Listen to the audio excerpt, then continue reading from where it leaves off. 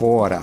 Eu vou chamar para participar conosco aqui do nosso programa, sempre vem às quintas-feiras, grande amigo, excelente, exímio operador de flor, de pregão, da Bovespa, da BMF, operava os nossos WTRs no início aí das negociações dos contratos pela BMF, hoje B3, Emerson Balderrama, operador de mercado. Bom dia, seja bem-vindo. Fala, Chicão, bom dia. Prazer novamente falar com você, meu amigo. Mercado turbulento, hein, Chicão? Falar um pouquinho, então, nós tivemos aí no início da semana, pelo menos o final da semana passada e o início dessa nossa semana, as preocupações aí envolvendo as conversas, as reuniões do presidente americano com o presidente da Rússia. Depois, no início da semana, nós tivemos aí o presidente americano com a União Europeia e o presidente da Ucrânia.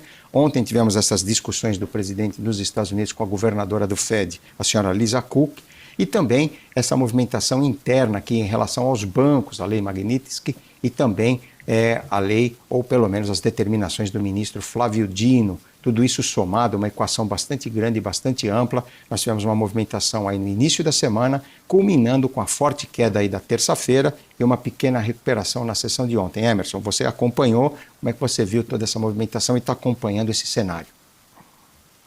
Chicão, na semana passada peguei uma semana para descansar com a família, mas acompanhei o mercado.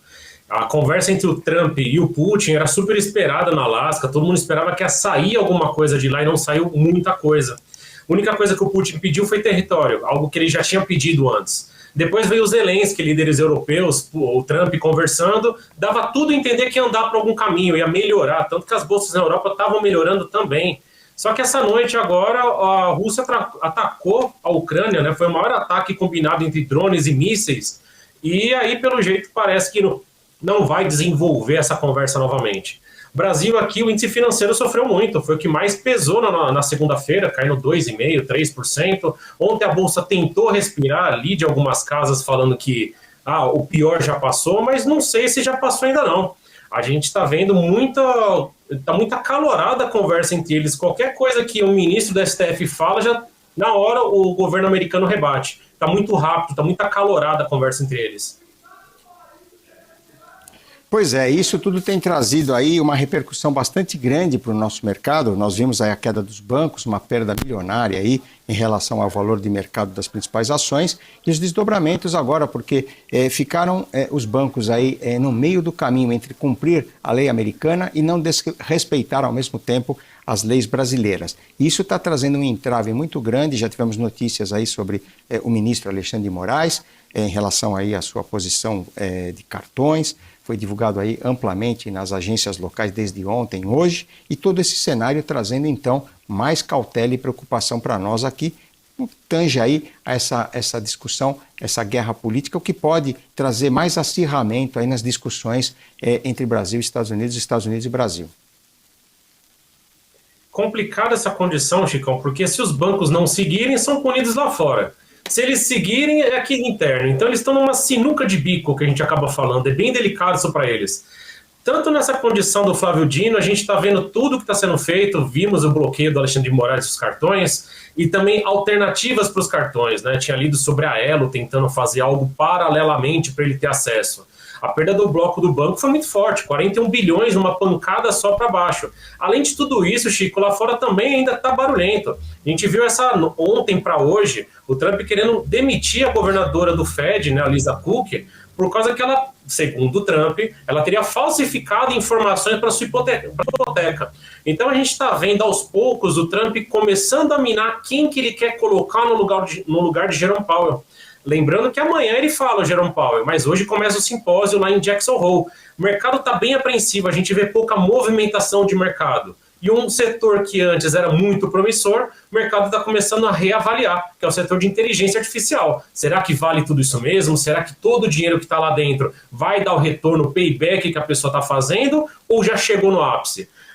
Chicão, a gente viu lá nos anos 2000, no início, a bolha.com, né? A gente viu essa condição, a gente tem esse histórico, não estou falando que é a mesma condição, mas dá o receio, né? A gente viu o que aconteceu com o mercado na sequência. Pois é, exatamente, Emerson. Você falou bem, nos Estados Unidos aí as coisas ficam complicadas a partir do momento em que Donald Trump vai pressionando de alguma forma, direta ou indiretamente, para que nós tenhamos aí um corte de juros já nas próximas reuniões ou na próxima reunião do Banco Central dos Estados Unidos. Nós falamos agora há pouco, eu estava conversando aqui com o Rogério Benevente, nosso outro convidado. Hoje pela manhã, Emerson, saiu uma pesquisa da Genial Quest, mais uma pesquisa aí em relação às eleições do próximo ano, as eleições presidenciais. E essa pesquisa, segundo as informações disponibilizadas pela imprensa local, dão como presidente Lula liderando todos os 5 cenários pesquisados para a eleição do ano que vem, 2026, e que no primeiro turno Lula lidera também em todos os cenários. Primeiro turno. Segundo turno, presidente descola de todos os nomes pesquisados, inclusive o do senhor Tarcísio de Freitas. Você chegou a acompanhar essa divulgação? Tem alguma opinião e acha que pode isso trazer alguma movimentação aqui para o nosso mercado? Chicão, eu cheguei a acompanhar sim, mas ainda acho que não tem peso essa pesquisa ou essas pesquisas mais de um ano antes da eleição. A gente está falando de algo para outubro do ano que vem. Tudo bem que eles já começam a se balizar, já começa a ter um norte do que a gente vai ver em 2026. Né? Essas pesquisas, depende muito onde foi feita essa amostra, não estou defendendo nem atacando de forma alguma, mas a gente fez isso. Ontem também essa é uma pesquisa onde Ratinho Júnior estava à frente. A gente viu uma pesquisa onde Michele Bolsonaro empatava. Então ainda é muito incerto o terreno para o ano que vem. Acredito eu que ano que vem a gente vai ter uma eleição, além de polarizada, como a gente já viu a última, ainda sem fortes indícios de candidato. Lula já está com uma idade, né, isso daí não tem como negar, deve ter saúde para continuar uma reeleição, ou quem que ele vai emplacar. É isso que o mercado quer saber. Né? Em contraproposta, a gente já viu que o Bolsonaro não vai estar à frente. Quem que ele vai colocar à frente? Vai ser o Tarcísio? A gente está vendo o Zema também querendo correr por fora. E uma chapa entre Tarcísio e Zema. Então ainda tem muita água para rolar, tem muita coisa para acontecer até lá, Chicão. Acho que isso não vai precificar no pregão de hoje. Pois é, nós estamos aqui, Emerson, agora você pode acompanhar, o índice chegou a cair 0,86%, agora recuperou um pouquinho aí das mínimas, 0,69% de baixa, o dólar segue trabalhando acima de R$ 5,50 e a curva de juros vai abrindo um pouquinho aí no miolo da curva. Você acompanhou aí a movimentação das ações, tem algum destaque, algum papel que você gostaria de nos trazer, alguma ação que você acompanhou ao longo desses dias, depois de toda essa volatilidade de terça-feira? Chicão, complicada a acompanhação nesse momento de defesa que o mercado está. O mercado está fazendo muito uma situação onde já existe uma carteira montada, existe o hedge via opções, via derivativos ou assim por diante. Montar uma posição hoje eu aguardaria pelo menos até segunda-feira, porque amanhã Jerome Powell ele pode ditar o rumo do mercado. O mercado inteiro está esperando que em setembro vai acontecer o primeiro corte de juros em 0,25 pelo Fed. O problema é se amanhã ele falar não quero e não vou fazer. Aí que fica complicado.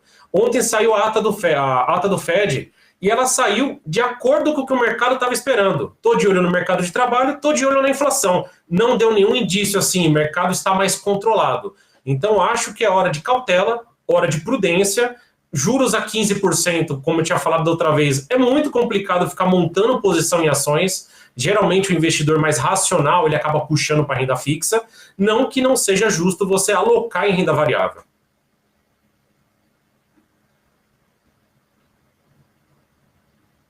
Uma colocação em relação ao câmbio, você acompanha o mercado de câmbio, Bitcoin, que você gostaria de trazer também para nós? Bitcoin e o dólar eles estão bem laterais, Chico. Eu acompanho com um grupo de alunos a parte do dólar ali no 5.480, 5.486 do dólar futuro, né, que vence na próxima semana. Parece que ele pegou uma acomodação nesses níveis. Bitcoin está aguardando mais informações. Ontem o secretário do Tesouro americano, o Scott Bessent, ele tinha comentado que ele acredita que no futuro a criptomoeda ela vai ser crucial em compras de títulos do Tesouro americano, mas ele disse que isso é no futuro. Por enquanto o mercado inteiro está muito incerto, a gente está vendo um mercado muito lateralizado. Realmente tem coisa forte para vir. Perfeito. O Bitcoin, cotação absolutamente informativa, ilustrativa para vocês. Nesse momento, na casa dos 113.200 dólares, ele cai cerca de 0,6%, 0,7% nos Estados Unidos. Aqui o Bitcoin caiu 1%, 1,11% a 623.280 agora, portanto, a cotação de lá é meramente informativa, referencial, para vocês terem apenas uma ilustração em relação à movimentação do Bitcoin nesse momento. Emerson, queria agradecer sua gentileza, sua participação. Você deixe para nós aqui o seu contato, onde nós poderíamos encontrá-lo, e mais uma vez agradecer o seu bom dia aí. Chicão, mais uma vez eu que agradeço, obrigado pelo bate-papo. Me encontra no YouTube 3 Minutos com Emerson Valderrama. Até a próxima semana. Chicão, um abraço, se cuida. Obrigado ao Emerson Valderrama, grande operador de mercado, que também tem seus